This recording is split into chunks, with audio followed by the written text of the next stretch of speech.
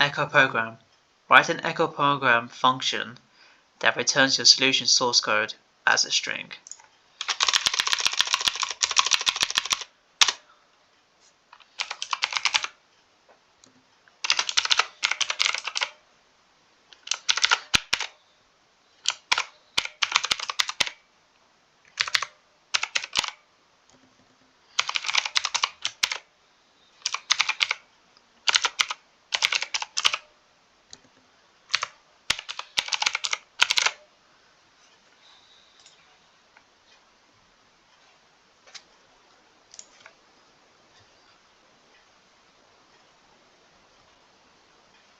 The output of this function is the function echoProgram itself in source form.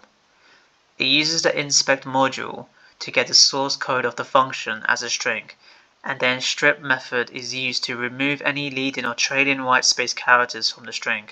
The result is a string containing the source code of the echoProgram function.